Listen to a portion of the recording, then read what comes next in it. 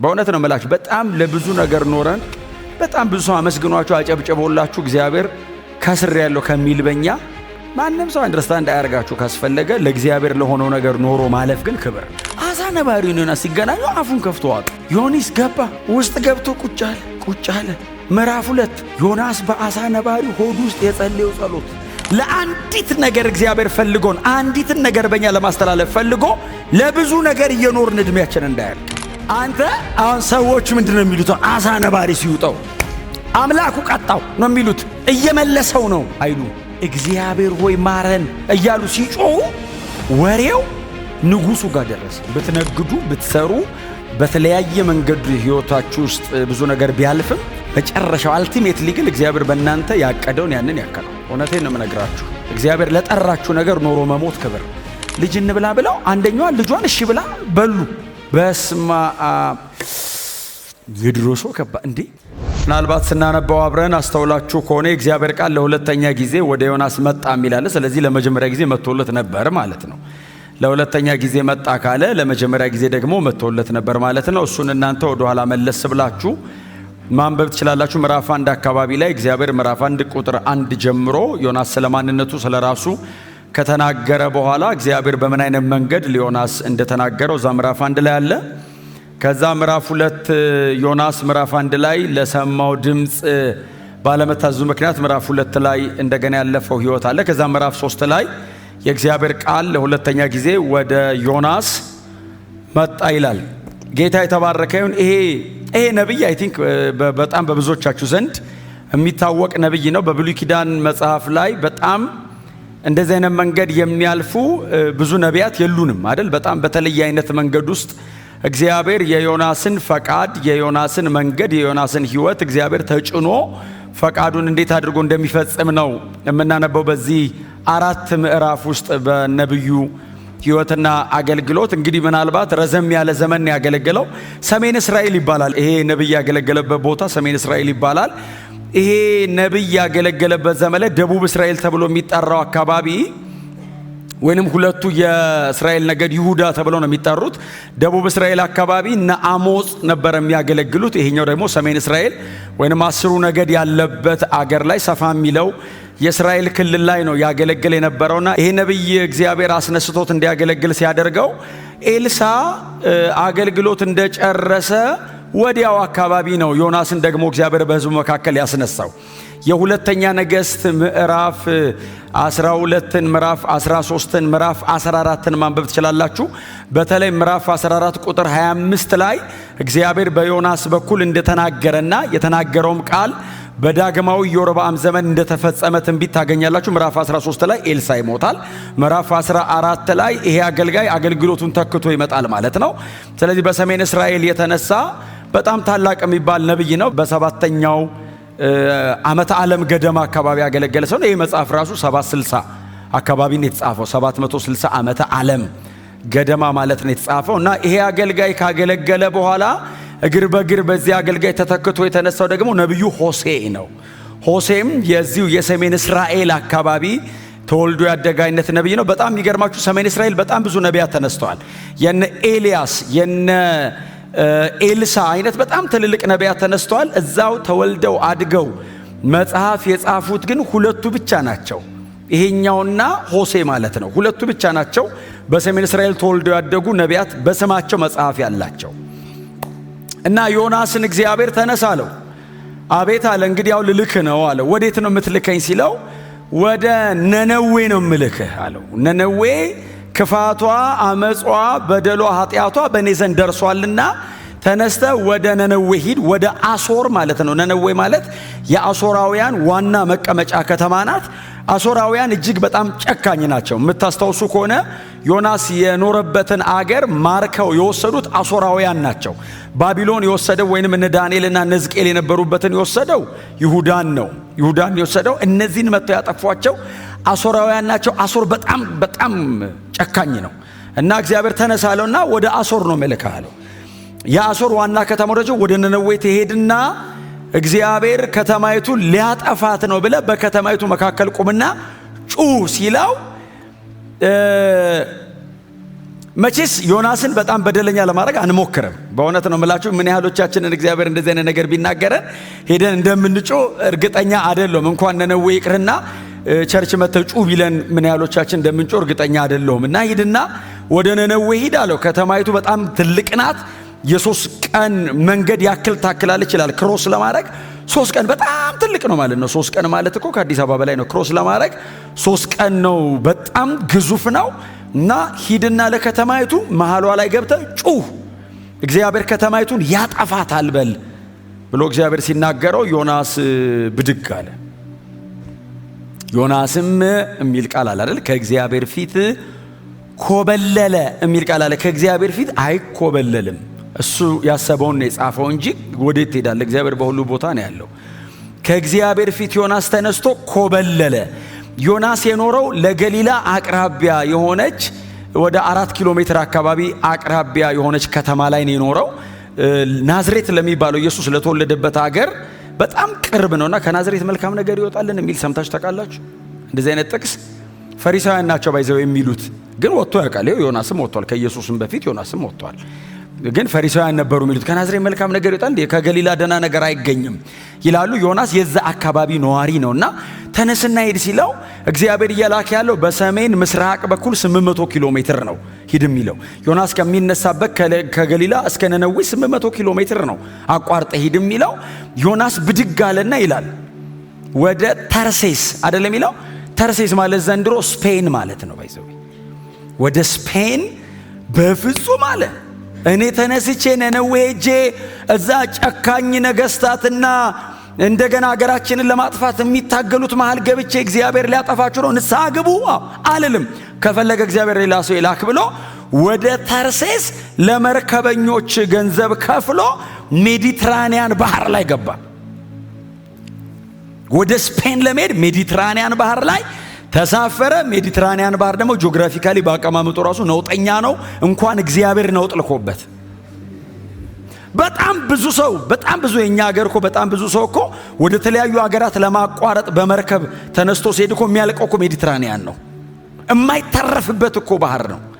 በዛ ባህር ላይ ዮናስ ገባ ይላል። ገንዘቡን ከፈለ ይልና በጣም የሚገርማችሁ መርከቡ ላይ ያለው ሰው በሙሉ ከላይ ቁጭ ብሎ ያወራል። ዮናስ ወደ ውስጥ ገብቶ ተኛ ይላል።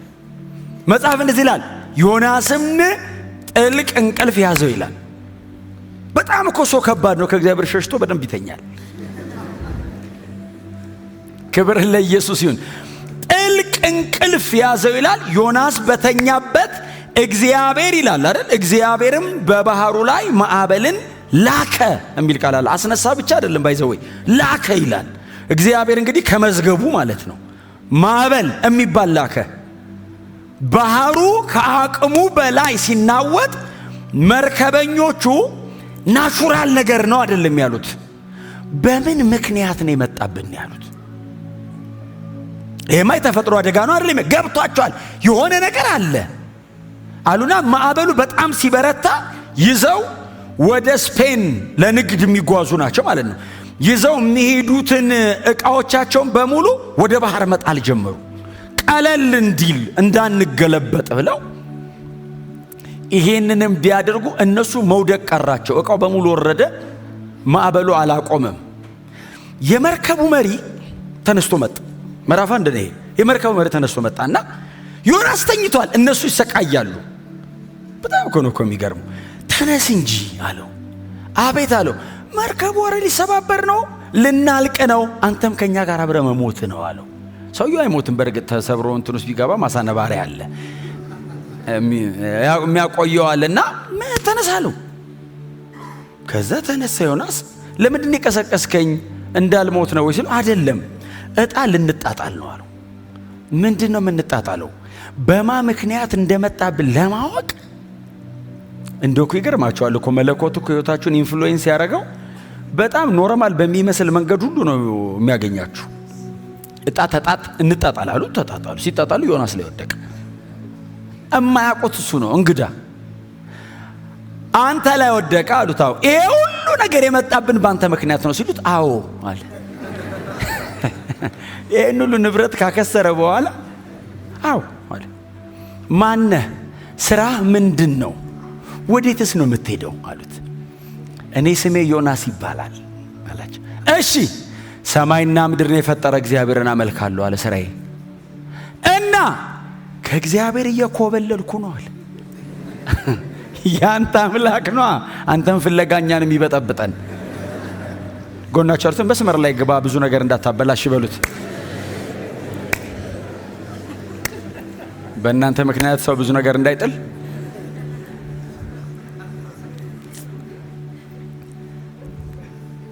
ከዛ ምን እናርግብህ አሉት። ምንድን ነው የምናረግብህ ሲሉት ወደ ባህር ጣሉኝ አላቸው። በጣም እኮ ነው የሚገርም። ጥፋቱ የኔ ነው፣ አዎ አምኛለሁ። ወርውሩኝ ሲላቸው መጽሐፍ ሲናገር እግዚአብሔር አሳ ነባሪ አዘጋጅቶ ነበር። እኔ አንዳንድ የመጽሐፍ ቅዱስ ጥቅስ መቼስ በቁሙ ነው የማምነው። መጽሐፍ ቅዱስን ሊትራል ነው የማምነው። በቁሙ ማለት እንደተጻፈ ነው የማምነው። አሳ ነባሪ ነበር የሚል አይደለም የሚለው አዘጋጀ ይላል። እንግዲህ አይ ቲንክ ዌልስ ይመስለኛል እንትን ላይሆን ይችላል፣ ሻርክ አይነት ላይሆን ይችላል። ሻርክ እንትኑ ጥርሱም እንትን አይልም አያሳልፍም። ዌልስ ግን በጣም ግዙፍ ነው አይደል? አሁን አይ ቲንክ በምድር ላይ በህይወት ያለ ግዙፍ እሱ ይመስለኛል። እጅግ ግዙፍ ነው። አዘጋጀው መጣ እንትኑ አጠገብ ዮናስን ይዞ ሊሄድ እንኳን መጽሐፍ ቅዱስ ላይ ሆነ ዘንድሮ ቢሆን ሲጀመር አናምንም። ባንተ ምክንያት ነው ብንባልም እሻንልም እንዴ? ባህር መሃል ነው። በዛ ላይ ያሁሉ ማዕበል እያለ ማን ነው ነፍሱን ሰውቶ ባህር ውስጥ የሚገባ? እያመለጠ ያለ ሰውዬ በቆርቆሮ ሲል ልክ ሲወረውሩት አሳ ነባሪው አገኘው። አንዳንድ ሞመንቶች ቢጻፉልን ከባድ አይደሉ? ዮናስና ዮናስ አሳ ነባሪው ነው ሲያገኘው የሚሰማው ስሜት ምን አይነት ስሜት ነው? አሳ ነባሪው ዮናስ ሲገናኙ አፉን ከፍቶ ዋጡ። ዮኒስ ገባ፣ ውስጥ ገብቶ ቁጭ አለ። እንኳን መጽሐፍ ቅዱስ ገብቶ ቁጭ አለ። ምዕራፍ 2 ዮናስ በአሳ ነባሪው ሆድ ውስጥ የጸለየው ጸሎት አዳር አሳ ነባሪው ሆድ ውስጥ አዳር። ብራዘር እንቅልፍ የለም፣ ይጸልያል ይላል። አንተ አሁን ሰዎች ምንድነው የሚሉት? አሳ ነባሪ ሲውጠው አምላኩ ቀጣው ነው የሚሉት። እየመለሰው ነው አይሉም። አሳ ነባሪው ዮናስን ይዞ ወደ ተርሴስ እኮ እየሄደ ነው፣ ወደ ነነዌ። እነሱ ወደ ተርሴስ ኦልሬዲ በጣም ረጅም ስለሄዱ ወደ ነነዌ ዞሮ እየሄደ እኮ ነው አሳ ነባሪው። አሳ ነባሪውና ዮናስ ወደ ነነዌ እየሄዱ እግዚአብሔር ለዮናስ ጊዜውን እንዲጠቀም መሃል ላይ የንስሐ ዕድል ሰጠው። ሲተፋ መልእክተኛ እንዲሆን ወርዶም ንስሐ እንዳይገባ ማለት ነው። እዚህ ሆድ ውስጥ ጨረሰ ንስሐውን። በጣም ይገርማቸዋል። ያነበው በኋላ አንድ ነገር ላሳይ ስለፈልግ ምዕራፍ 2 ላይ አንድ ነገር ላንብብላችሁ። ምዕራፍ 2 ላይ ምዕራፍ 2 ቁጥር 2 ምንድነው የሚለው? እንዲህም አለ ይላል ዮናስ ተጨንቄ ሳለሁ ወደ እግዚአብሔር ተጣራው እርሱ መለሰልኝ ይልና እናንተ እጅ ላይ ምንድነው የሚለው? ከሲኦል አይደል የሚለው? ከመቃብሩም ጥልቅ እርዳታን ፈልጌ ተጣራው አንተም ጮቴን ሰማ ይላል። ሊትራሊ ዮናስ ምንድነው የሚለው? ከሲኦል ሆኜ ጮሃለሁ አለ። አሁን ይሄ በቃ ሞት ነው አለ። ሞት ነው። አሁን ከሲኦል ሆድ ውስጥ ሆኜ አምላኬ እግዚአብሔር ወደ አንተ እጣራለሁ እጮሃለሁ አንተም ሰማኸኝ ይላል። እግዚአብሔር ይመስገን። አሳ ነባሪ ሆድ ውስጥ ነው ያለው፣ አልሞተም። አሳ ነባሪ ሆድ ውስጥ ነው ያለው፣ ኮንሸስ ነው። አሳ ነባሪ ሆድ ውስጥ ነው ያለው፣ እየጸለየ ነው። እና ለ3 ቀን ያክል በአሳ ነባሪ ሆድ ውስጥ ከቆየ በኋላ መጽሐፍ ቅዱስ ሲናገር ምዕራፍ 2 አንብቡት። ከምዕራፍ 2 ውጪ የተቀሩ 3ቱ ምዕራፎች እስከ ምዕራፍ 4 ድረስ ያለው በኖርማል ትረካ መልክ ነው የተቀመጠው። ምዕራፍ 2 ብቻ ነው በመዝሙር አይነት መልክ ነው የቀረበው። የጸሎት መዝሙር አይነት ነው ዮናስ የዘመረው። እንግዲህ በእኛም ዘመን ይኖረዋል መሃል ላይ አንዳንድ ግጥም። እኔ መዝሙር ብዙ ስለማላቅ ነው አስገብተናል ብዬ አስባለሁ። ከሲኦል ሆድ ውስጥ ሆኖ በግጥም አይነት መልክ ነው የቀረበው። ጸሎቱን በዜማ ነው ያደረገው ዮናስ። አሁን ይህንን እየጻፈልን ያለው ዮናስ እየነገረው የሆነ ሰው አይደለም የጻፈው፣ ራሱ ነው የጻፈው። በአሳ ነባሪ ሆድ ውስጥ 3 ቀን የተቀመጠ ዮናስ ድፍን 3 ቀን በአሳ ነባሪ ሆድ ውስጥ ተቀመጠ። በአንበሪ ሆድ ውስጥ ነው አይደል የሚለው? በአንበሪ ሆድ ውስጥ፣ አንበሪ ይለዋል ጌታ ኢየሱስ ሲጠራው፣ አሳ ነባሪ እንደማለት ነው። በዛ ሆድ ውስጥ ለ3 ቀን ያክል ዮናስ ተቀመጠ። መጽሐፍ ሲናገር እግዚአብሔርም አሳ ነባሪውን አዘዘው ይላል። ክብር ለኢየሱስ ይሁን። እግዚአብሔርም አሳ ነባሪውን አዘዘው። አሳ ነባሪውም ዮናስን ምዕራፍ 2 ቁጥር 10 በጣም አጭር ናቸው ምዕራፎቹ። እግዚአብሔርም አሳውን አዘዘው፣ ዮናስንም በደረቅ ምድር ላይ ተፋው።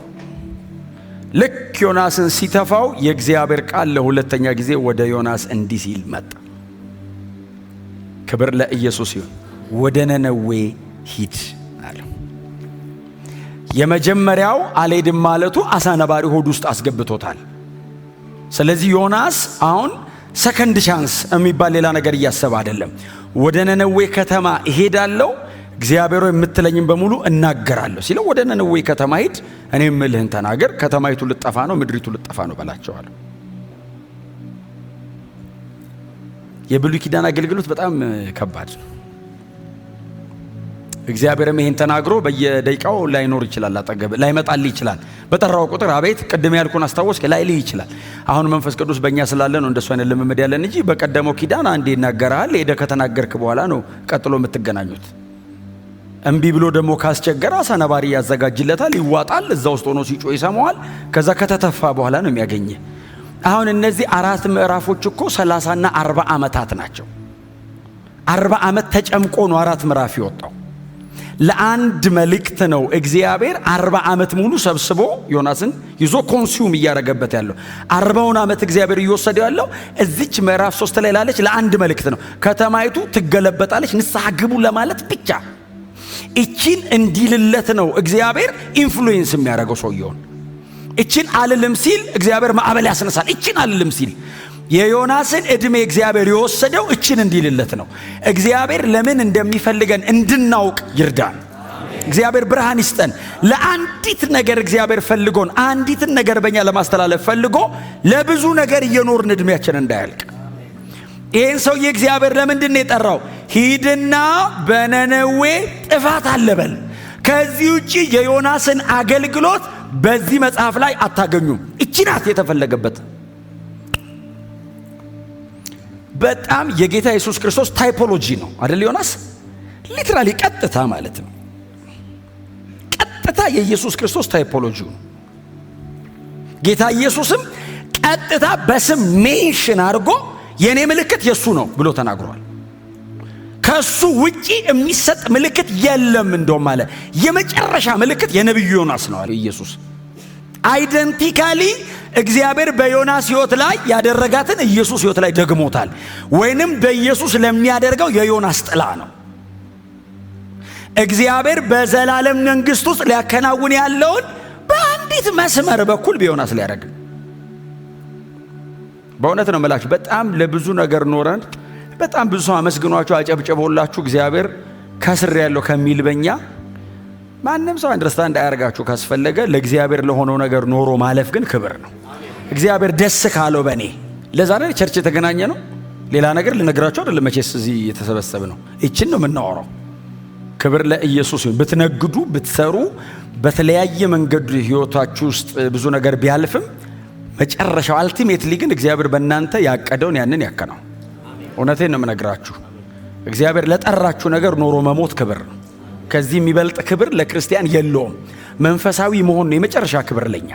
መንፈሳዊ መሆን፣ የእግዚአብሔርን ልብ አንብቦ መሬት ላይ ስጋ ማለበስ፣ ከዚህ የሚበልጥ ነገር የለም መሬት ላይ። ክብር ለመንፈስ ቅዱስ ይሁን። ከዛ ይሄ አገልጋይ ነነዌ ደረሰና የ3 ቀን መንገድ ቀደም እንዳልኳችሁ የ1 ቀን መንገድ ያህል በእግር ሄደ ይላል። በጣም ረጅም ነው እንግዲህ። ሄደና ከተማይቱ መሃል ላይ ቆመ። ጮክ ብሎ እኔ በጣም የድሮ ሰው መረጃ ጎበዝ ነው ማለት እንደ ዘንድሮ ሶሻል ሚዲያ የለም። ከተማይቱ መሃል ላይ ጮክ ብሎ ይላል። አሁን ያ ሁሉ ገበያ የሆነ በጣም ስልጡን የሆነ አገር ጮኸስ ማን ይሰማሃል?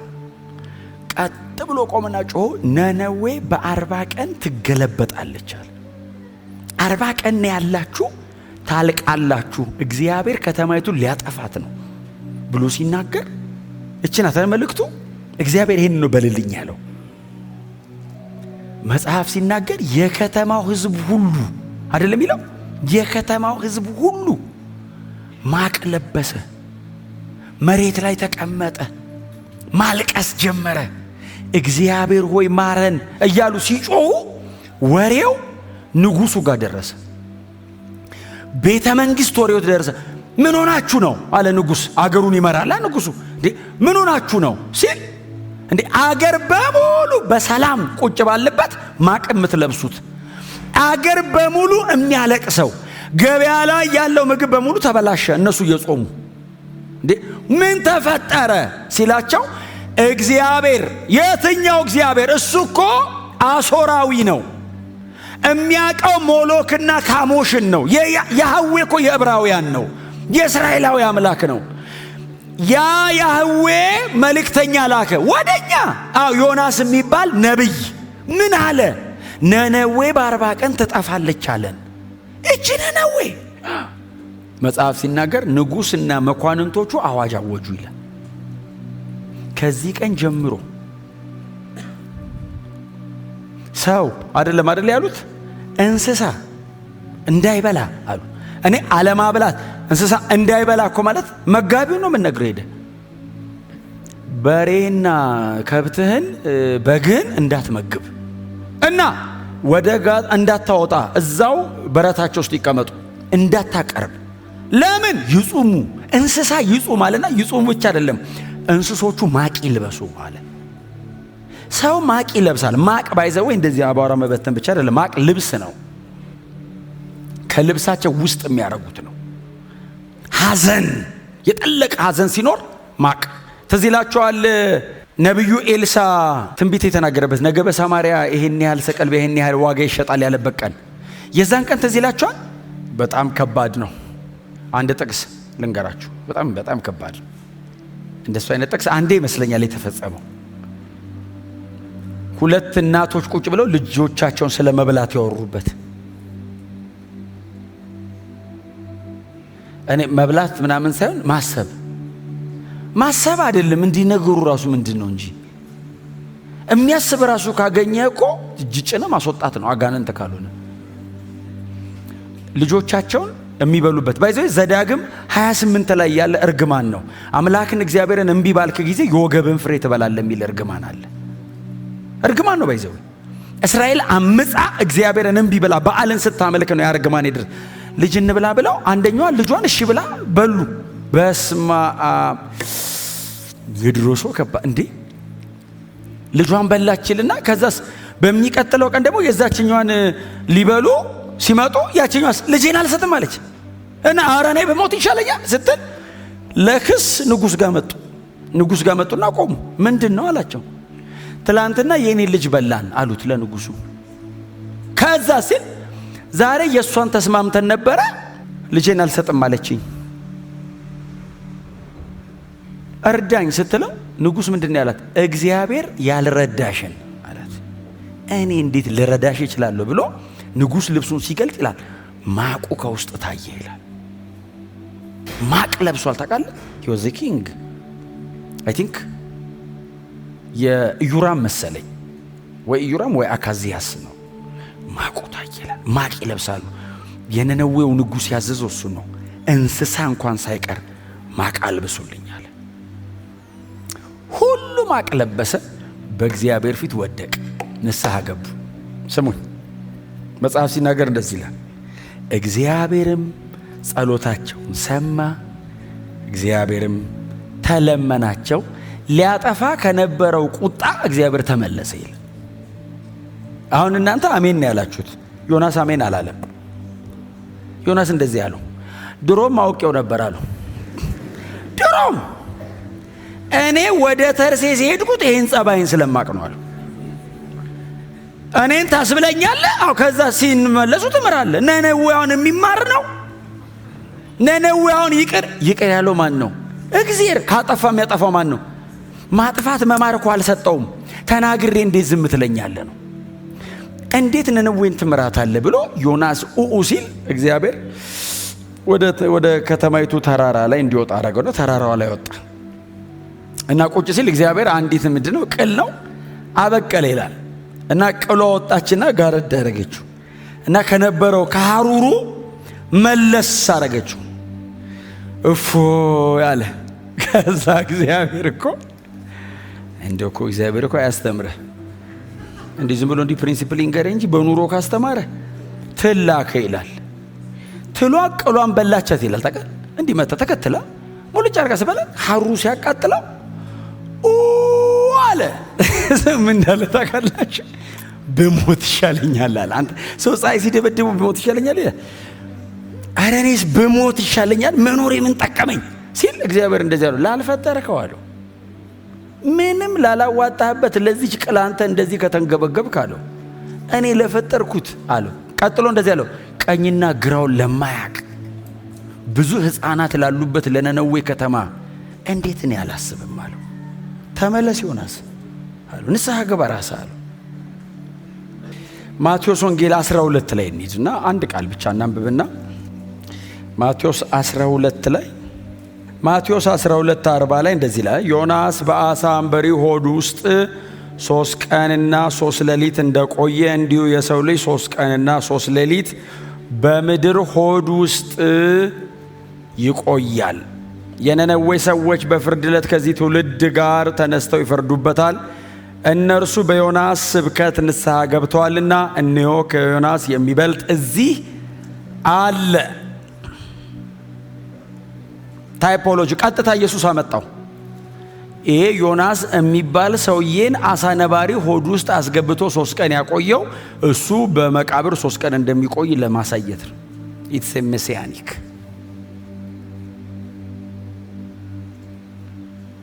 የዮናስ ወደ አሳ ነባሪ ሆድ መግባት ሞት ነው። በመቃብር ሆኜ ተጣራሁ አለ እኮ እሱ ራሱ። ከሲኦልም ሆኜ ድምፄን አሰማሁ አለ። ይሄ ቀጥታ ነው አይደል? እንትኑ አሁን ሰውየው አሳ ነባሪ ሆድ ውስጥ ነው ያለው። ሲጮህ ግን ከመቃብር ይልና ከሲኦል ይላል። ጌታ ኢየሱስ ክርስቶስ ከዚህ የተለየ ሌላ ምልክት ለዚህ ትውልድ አይሰጠውም አለ። ምልክት እስቲ ያሳየን ሲሉት ከዚህ የበለጠ ምን ምልክት ይምጣ አላቸው። ስለማን ነው የምታወራው? ስለ ዮናስ። ዮናስ በአሳ ነባሪ ሆድ ውስጥ 3 ቀን እንዳደረ አታውቁም ሲል አይሁዳውያን ናቸው እናውቃለን መምህር ይሉታል። በዚህ በማቴዎስ ወንጌልና በሉቃስ ወንጌል ላይ ነው የተጠቀሰው፣ ሁለት ያለ። ታዲያ ዮናስ እኮ 3 ቀን በአሳ ነባሪ ሆድ ውስጥ እንዳደረ የሰው ልጅ በመቃብር ውስጥ 3 ቀን በሲኦል ሆድ ውስጥ 3 ቀን ያድራል። አሳ ነባሪው ዮናስን ወደ ምድር እንደተፋው እንዲሁ የሰው ልጅ በ3ኛው ቀን ከሞት ይነሳል። ከዮናስ የሚበልጥ በዚህ አለ። ዮናስ ይህንን የጌታ የኢየሱስ ክርስቶስን የድነቱን ሥራ የእግዚአብሔርን የማዳን ዕቅድ ሙሉ በሙሉ ማሳየት ላይችል ይችላል። ደካማ ነው። ከዮናስ የሚበልጥ በዚህ አለ። ዮናስ አንዴ ስታል፣ አንዴ መለሳል፣ አንዴ ሲማሩ ያለቅሳል። እግዚአብሔር ይምራል የሚል መልእክት ሲመጣ እንዴት ትምራለህ ይላል ዮናስ። ከዮናስ የሚበልጥ በዚህ አለ። ዮናስ የተናገርኳት ለምን ጠባትልም እግዚአብሔር አጠፋለሁ ብለሃል አንተ ጻድቅ አምላክ ነው እንዴት ትምራለህ ነው። ጌታ ኢየሱስ ክርስቶስ ደግሞ ይምራል ነው፣ ይማር ነው። ጌታ ኢየሱስ ክርስቶስ ደግሞ ይቅር ይባሉልኝ ነው። ስለ ሰው ልጆች ኃጢአት መሞቱን በዚህ ምክንያት ለ3 ቀን ያክል በመቃብር ማደሩን ከዚያም እግዚአብሔር ደግሞ የሞትን ጣር አጥፍቶ ከሞት እንዴት አድርጎ እንደሚያስነሳው ማስነሳቱን ቀጥሎ እግዚአብሔር በክርስቶስ ኢየሱስ የመስቀል ሥራ ዓለምን ሁሉ ከበደልና ከኃጢአት ይቅር ማለቱን የሚያስተምር መጽሐፍ ነው። 4ቱም ምዕራፍ ዮናስ። በጣም የሚገርማችሁ እግዚአብሔር መሐሪ ነኝ እያለ ብቻ አይደለም ዮናስ መጽሐፍ ላይ እኔ መሐሪ ነኝ ይቅር ባይ ነኝ እያለ አይደለም። ዮናስ የእስራኤል ነብይ ሆኖ ሳለ ትንቢት የሚናገረው የአሕዛብ ከተማ ነው። እግዚአብሔር ከእስራኤል ውጪ ምህረት አለኝ እያለ በክርስቶስ ኢየሱስ የመስቀል ሥራ አሕዛብን ሁሉ እጠቀልላለሁ እያለ ነው እግዚአብሔር። ነነዌ አሕዛብ ናት፣ አሲሪያ አሶር ናት፣ ጨካኞች ናቸው፣ ክፎች ናቸው። እግዚአብሔር ግን እንደዚህ ያለ እነሱ ድረስ ይሄዳል ምህረት ያለ እግዚአብሔር በክርስቶስ ኢየሱስ በኩል የሰው ልጆችን ሁሉ እንደሚያድን የሰበከው በዚህ አገልጋይ በኩል ነው። እኔ ዮናስ በዚህ መጠን የእግዚአብሔር ዲዛይን ገብቶት ነበሮይ አላቅም። እኛ ማቴዎስ ወንጌል እጃችን ላይ ያለ፣ ሉቃስ ወንጌል እጃችን ላይ ያለ መሲሁ ኢየሱስ መጥቶ ቆመና እሱ የትንቢት በሙሉ ፍጻሜ ነው ተባብለን ባለፈው የትንቢት ሁሉ መደምደሚያ ስለሆነ የዮናስን አገልግሎቱን ሕይወቱን እድሜውን በሙሉ ሰብስበው አመጣውና የዮናስ ያ ሁሉ የተከፈለ ዋጋ ያ ሁሉ የተሄደ መንገድ ጌታ ኢየሱስ ክርስቶስ ሲሰብክ 3 ቁጥር እንዲጠቀማት በኢየሱስ የ3 ዓመት ተኩል አገልግሎት መካከል ዮናስ 3 ቁጥር እንዲኖረው ነው በዛ ሁሉ መንገድ ውስጥ ያሳለፈው። እግዚአብሔር በዚህ ያድላችሁ በእውነት። ከዛ ኢየሱስ ቀጠለ። በርግጥ ዮናስ ጋር ብቻ አላቆመም። በፍርድ ዕለት የደቡብ ንግሥት ከዚህ ትውልድ ጋር ተነስታ የሰለሞንን ጥበብ ለመስማት ከምድር ዳርቻ መጥታለችና እነሆ ከሰለሞን የሚበልጥ በዚህ አለ። የደቡብ ንግሥት የሚላት ደግሞ አንዲት ሴት አለች አይደል? ከኛ ጋር ሄዳለች ብለን ብዙ ጊዜ የምናነሳት እሷ ደግሞ የሰለሞንን ጥበብ ለማየት እስራኤል እያለ አሕዛቧ መጣች አለ። የእግዚአብሔር ጥበብ አልፎ ይወጣል እኮ ነው ኢየሱስ እያስተማረ ያለው። የማቴዎስ ወንጌል ለአይሁዳውያን የተጻፈ ወንጌል ነው። እናንተ እዚህ ቁጭ ብላችሁ ሳትቀበሉኝ አለ ኢየሱስ። አዎ እዛ ያሉትን ላድን ነው እኮ ነው ስብከቱ። እኛን አየን ኢየሱስ ለአይሁዳውያን ቆሞ እየሰበከ አይሁዳውያንን ቆሞ እያወራ። አይሁዳውያን የማቴዎስ ወንጌል ኔቲቭ ጁ ነው ባይዘው መጽሐፉ ራሱ አይሁዳዊ መጽሐፍ ነው የማቴዎስ ወንጌል። አንድ ስለ አሕዛብ እኛው ነን ባወራውስ ምን ችግር አለ? አይሁዳውያን ለዚህ ውስጥ የሚከፈው የለም። አይ ማቴዎስን ከፍ አደርገዋለሁ ሌላ ቀን። ስማችንን ለመጥቀስ ፈቃደኛ አይደለም። ምን ያክል አክራሪ አይሁዳዊ እንደሆነ እዩት። ጌታ ኢየሱስ ክርስቶስ በዛ አይነት ማህበረሰብ መካከል አገለገለ ብሎ እየነገረን ማቴዎስ፣ ኢየሱስ ግን አይሁዳውያንን የማዳን ሥራዬ ከእናንተ አልፎ ክሮስ አድርጎ ቦርደርን እንደገና አሕዛብን ሁሉ አድሬስ ያደርጋል አለ። ኢየሱስ ስለ ኃጢአት ሞቷል። ኢየሱስ እኔን ለማዳን 3 ቀን በመቃብር ውስጥ አድሯል። ኢየሱስ እኔ ለዘላለም በእግዚአብሔር መንግሥት አብሬው ነግሼ እንድኖር ሞትን ድል አድርጎ ተነስቷል። ይሄ ነው የትንቢተ ዮናስ መልእክት። የትንቢተ ዮናስ መልእክት አንድ ነነዌ የሚባል ሀገር ይገለበጣል፣ ከዛ በኋላ ትጠፋላችሁ የሚልና ከዛ ህዝቡ ንስሐ ሲገባ ንስሐ ገብቷልና እምራችኋለሁ የሚል ብቻ አይደለም። በዛ ዘመን በዛ መንገድ ተፈጽሟል ትንቢቱ። በዛ ዘመን በጥላው ዘመን በዛ መንገድ ተፈጽሟል። አካሉ ኢየሱስ ነው። ያ ጥላ ነው፣ አካሉ ኢየሱስ ነው። ዓለምን የማዳን እቅዱን እግዚአብሔር አምላክ በዚች በኩል አልፎ እየሰበከ ነው። በጣም ብዙዎቻችንን ይሄ እውነት አግኝቶናል። ሁላችንም ያመንን አሕዛቦች ነን። በክርስቶስ ኢየሱስ የማዳን ሥራ ወደ እግዚአብሔር መንግሥት የተቀላቀልን ነን። ከዚህ የሚበልጥ መልእክትም ከዚህ የሚበልጥ ክብርም ከዚህ የሚበልጥ እግዚአብሔርን ብዙ ዋጋ ያስከፈለ ጉዳይም የለም። እኔን ሰንበዲ ለማድረግ ወይንም አንቱ ለማስባል እግዚአብሔር ምንም ሥራ አይሰራም። ልጁን ለማክበር ይሰራል። እግረ መንገድ አንቱ ልባል እችላለሁ። እግዚአብሔር አንቱ ተባልልኝ አይደለም። ለምን መሰለ? ቀጥሎ ልጁን ሊያከብር ሲሰራ ደግሞ ከሳምባዲ ኖበዲ ደግሞ ያደርጋል። አሁን እግዚአብሔር እኔን ከፍና ዝቅ እያደረገኝ አይደለም፣ ልጁን እያከበረ ነው። እግዚአብሔር አልቲሜትሊ ፕሮግራሙ ልጁን ማድመቅ ነው። ይሄንን ልጁን ሊያከብር እግዚአብሔር ሲሰራ እኔና እናንተን ጥቅልል አድርጎ አድኖናል። ምናልባት በዚህ የማዳን በእግዚአብሔር ዘላለማዊ የማዳን እቅድ ውስጥ ያልገባችሁ ሰዎች ካላችሁ፣ ምናልባት እኛ መካከል እንግዳ ሆናችሁ የመጣችሁ ሰዎች ካላችሁ፣ ኢየሱስ ክርስቶስ ስለ እኔና ስለ እናንተ ኃጢአት ነው መስቀል ላይ የሞተው። ሌላ መልእክት የላትም ቤተ ክርስቲያን። እግዚአብሔር ከዚህ በላይ ዋጋ በምን ይከፍላል? በምንም አይከፍልም። እግዚአብሔር ልጁን ኢየሱስን መስቀል ላይ መስቀልና መግደል ብቻ እኮ አይደለም፣ 3 ቀን በሲኦል እንዲያድር ፈረደ። እግዚአብሔር 3 ቀን ለዘላለም አብሮት በእቅፉ የኖረ ልጁ 3 ቀን በሲኦል ሆድ ውስጥ አደረ። ምን አይነት ዋጋ መክፈል ነው? ላብራራው አልችልም። እኔ ያንን አክሰስ አድርጌው አላቅም። የነበረበትንም ክብር አይቼው አላቅም። የተዋረደበትንም የውርደት ልክ በፍጹም አንደርስታንድም ልናረገው አንችልም። በሲኦል ሆድ ኢየሱስ 3 ቀን አደረ። እግዚአብሔር የመጨረሻ ተሰቃየ 3 ቀን ልጁ ሲኦል ሆድ ውስጥ አድሮበት። ለምንድን ነው ይህን ሁሉ ዋጋ የምትከፍለው ሲሉት ነነዌን ወይንም እኛን አሕዛቦችን፣ ኢትዮጵያዊውን፣ አፍሪካዊውን፣ ጥቁሩን፣ ነጩን ከአይሁድ ማህበረሰብ ውጭ ያለው ለማዳን ስል አለ እግዚአብሔር። ዮናስ በምንድነው በአሳ ነባሪ ሆድ ውስጥ አደረ። እንዴት ይላል ሰው? ኢየሱስ በሲኦል አድሮ የለ እንዴ? ምን ይገርማል? ዮናስ በጣም አስገራሚ ነው። ተፈጥሯዊ ሰው ስትሆን የኢየሱስ እኮ አለ። ሊሆን አይችልም። የኢየሱስ 3 ቀን በሲኦል ሆድ ውስጥ አደረ፣ ተቀመጠ። የማዳን ስራ ነው ይሄ።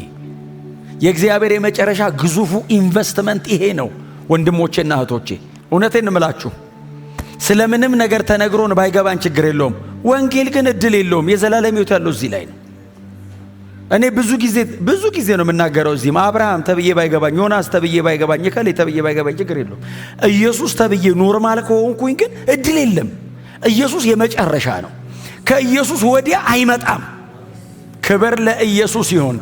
ኢየሱስ ሲባል ሰው ምንም አልሞቅ አልበርድ ካለው መጸለይ ያለበት፣ እግዚአብሔር ሆይ ስለ ልጅ ስለ ኢየሱስ ሲነገር ምንም አልመሰል አለኝ፣ ታውከኝ ወይ መሞቴ ነው ወይ?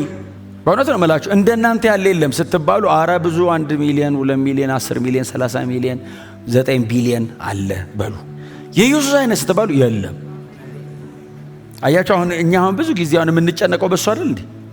ይሄ ግን ያው በደሙ የመሰረተው ቤት ነው። ስጋው ተቆርሶ ነው እያወራ ያሉት። ስለዚህ ሎካል ቸርች ብቻ አይደለም፣ ምድር ላይ ስላለችው ቤተ ክርስቲያን ነው እያወራሁላችሁ ያሉት። ቤተ ክርስቲያን የክርስቶስ ናት። ስለዚህ የሚነገረው ስለ ኢየሱስ ብቻ ነው። እንዳልኳችሁ ዮናስን የምናነሳው ታይፖሎጂው ስለሆነ ነው።